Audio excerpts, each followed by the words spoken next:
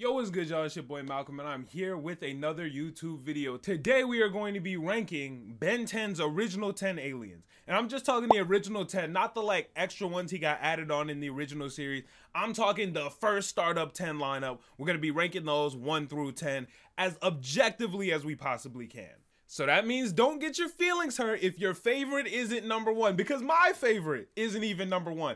I'm talking objectively how good the alien is. And as you guys know, I'm a big Ben 10 fan, but I actually did have to do a lot of work to like research and decide as objectively as I could what the order of these 10 were going to be. So without further ado, let's go ahead and get into it. Now, if you guys have watched any of my Ben 10 videos before, y'all know I do plenty of hating on this alien. This alien is not only the worst in the original 10, but it's one of Ben's worst aliens overall. It's just not that great. It's super situational. In the 10th spot, we got Ripjaws. Does Ripjaws have a lot of positives? Yes, of course it does. Ripjaws is extremely fast, strong, it can cut through steel, it can do a lot of great things in the water. And as long as it's in the water, honestly, it's probably in his top 3 best water aliens.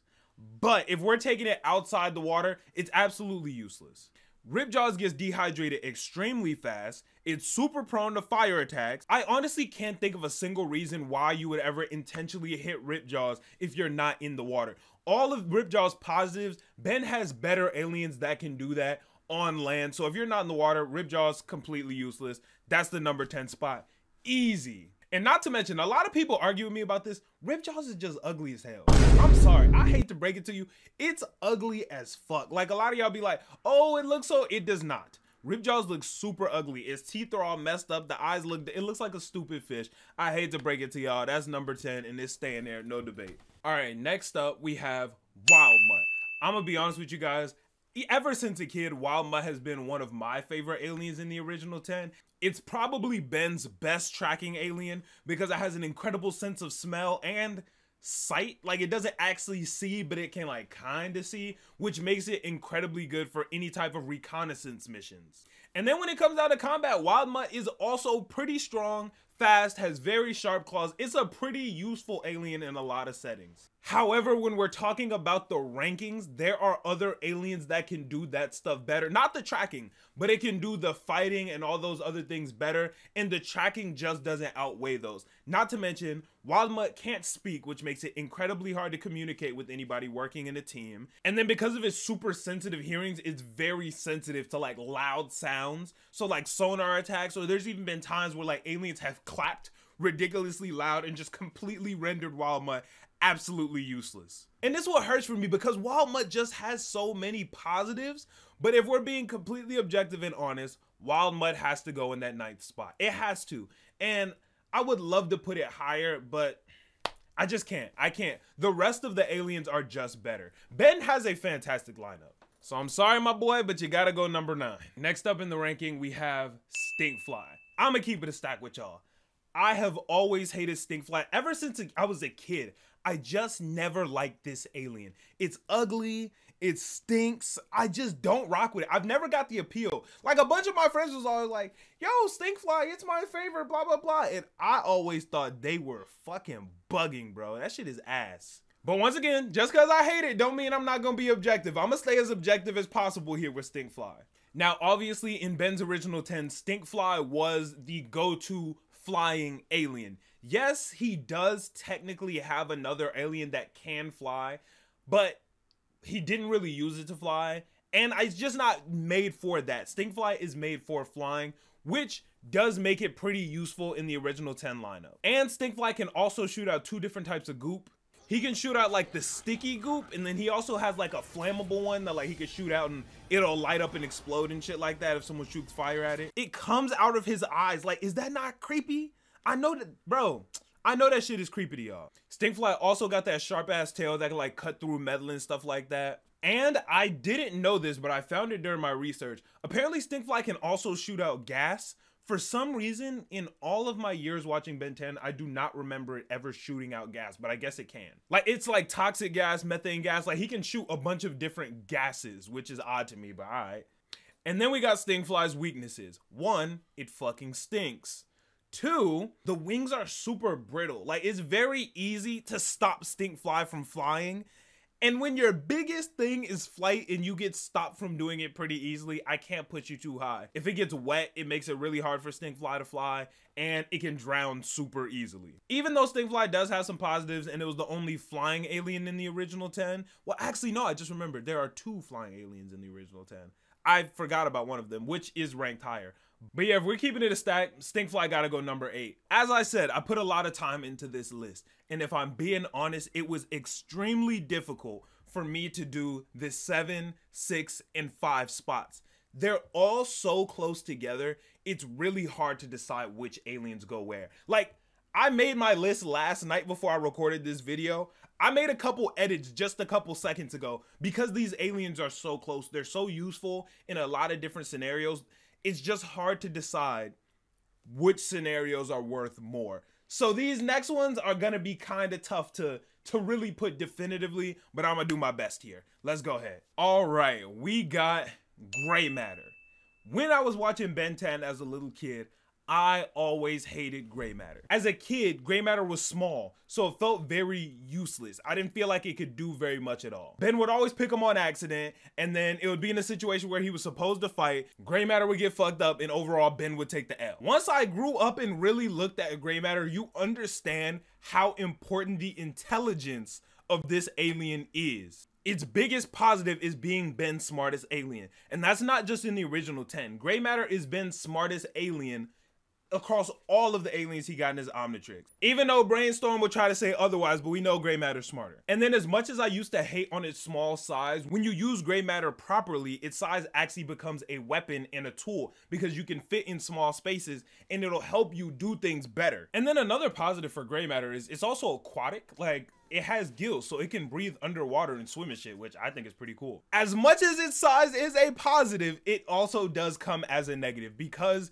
gray matter doesn't have much hand-to-hand combat ability. Gray matter has won plenty of fights by outthinking its opponent, but if we're in a situation where you don't have much to work with and you just gotta fight, gray matter's not the pick here. And secondly, even though gray matter is Ben's smartest alien in the whole Omnitrix, it's not immune to mistakes. So gray matter can still make a mistake, which kind of is a pretty big detriment when your biggest positive is being smart. There were a couple times where Ben would build something and it would fall apart, or he would have a plan with gray matter and it wouldn't work. So for that reason, I would have to put gray matter in the 7th spot. Because while it has a lot of positives, there are just better aliens out there that you can choose in more scenarios. Let's talk about Ghostfreak. I think as kids, we all loved Ghostfreak because it was cool, it was scary, it was a ghost. Like, it easily was one of Ben's coolest aliens in the original 10. This alien has so many positives, it's honestly hard to count. It can fly, it can go intangible, it can be invisible, it can possess people. And it's scary as hell, which it uses as a weapon to scare people. Honestly, I don't know why Ben didn't pick this alien more. I mean, there was a lot of times where Ben didn't have the power to pick his aliens, so, I mean, I feel that, but y'all know what I mean. Now for the biggest negatives of Ghostfreak.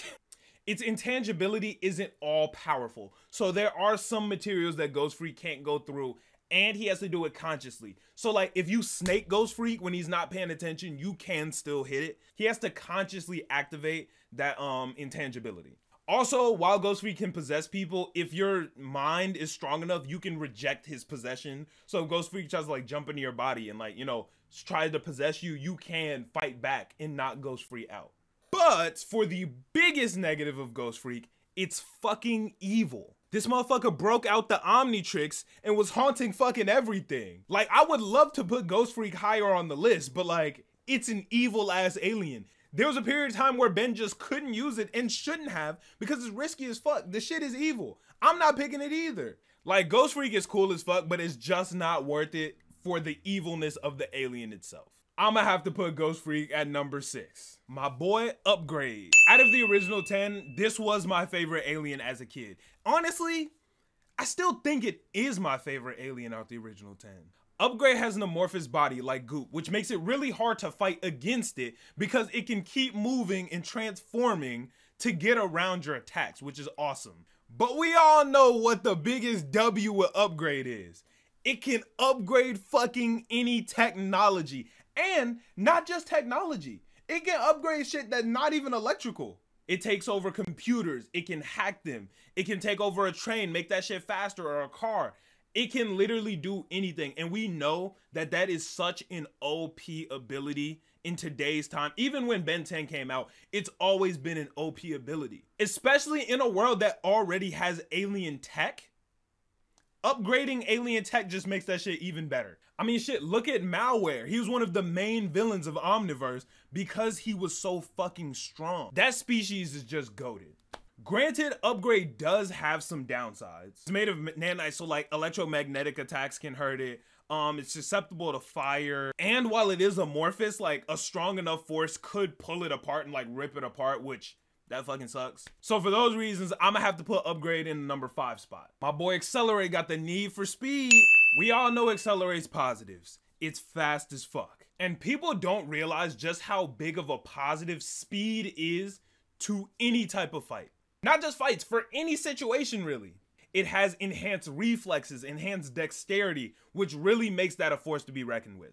That means when fighting, he can react to you super fast. He can think super fast. And he's great for chasing shit down when you gotta chase down the bad guy. And Accelerate also has those scissor hands, which he can use to cut and slash at shit. And as far as his weaknesses goes, there's not that many. Certain surfaces can throw it off, like it can throw off his friction and make it hard for him to run. And like a magnet or a charged pulse could throw him off course. But other than that, he doesn't have that many downsides. And that's why I'm gonna have to put my boy Accelerate at number 4. Now I'm gonna keep it a stack. When y'all started this video, I'm pretty sure we all knew what the top 3 aliens were gonna be. I think we all knew that to a certain extent. I don't think there's much of a debate when it comes down to the big 3 when we're talking about Ben's OG 10 aliens. So shit, let's figure out the order. My boy Forearms, one of Ben's personal favorites and one of my personal favorites.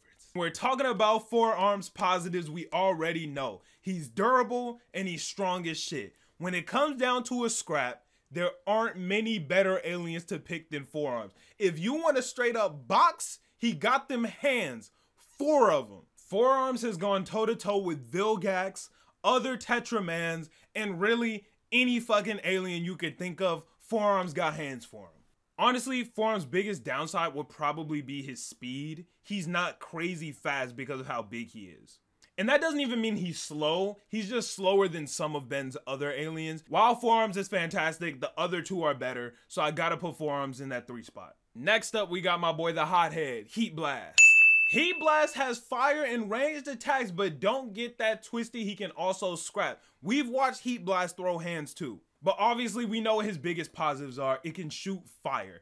And not only can it shoot fire, but it can start and stop fires. So it's actually a good alien to pick in like a fire situation. He's walked up and put fires out just by thinking of. Not to mention Heatblast can also fly, which instantly raises his stock value as an alien. And something that might be surprising to y'all, Heatblast can breathe underwater, which is kind of crazy. The biggest negatives of Heatblast is, 1, he's made out of fire, so sometimes he does burn shit. Even though sometimes Ben will like extinguish his own hands to grab shit, a lot of times he just straight up melts it, so I don't know. It's hard to decide whether he can or can't do that, I don't know. And being fire, he can also be extinguished, and after he's extinguished, it takes a little bit of time for him to like heat back up, which isn't that long, it's only a matter of seconds, but in a battle, those seconds can be very important. And for those reasons, I gotta put my boy Heatblast in the number 2 spot. And last but not least, Ben 10's best alien in the OG 10. Diamond Head is not only the best alien in the OG 10, it's one of the best aliens in Ben's entire Omnitrix. Diamond Head is strong as hell, which makes him a great brawler. He's gone toe to toe with Vilgax. Diamond Head is extremely durable because he's made out of damn near diamonds. He has regenerative abilities to a certain extent. He can shoot diamonds and make the crystals come up wherever. By just putting his hands on the ground, he can make huge mountains of crystals. He also has the ability to absorb and reflect energy blasts. And my boy looks cool as shit. One of his only weaknesses is like sonic vibrations and just being overpowered. But other than that, he doesn't really have many weaknesses at all. Diamond Head is a fucking unit, bro. Honestly, I don't think there should be much debate about Diamond Head going into the #1 spot for Ben's best alien in the OG 10. And that's what I got for y'all, an objective list of Ben's best OG 10 aliens, ranking them from 1 to 10. Obviously, I know not everybody's going to agree with it, so if you want to debate about it in the comments, I'll be there. Thank you guys so much for watching this video. I'm on the road to 1,000 subscribers, so I would really appreciate if you guys could give me a follow, a like, share, comment, all that stuff. It helps my growth a lot. And let me know what other videos you guys want to see me do. I'm doing my best to ramp up my consistency on YouTube, and any ideas are definitely helpful. So thank y'all so much for watching. I'm going to catch y'all on the next one. I'm out. Peace.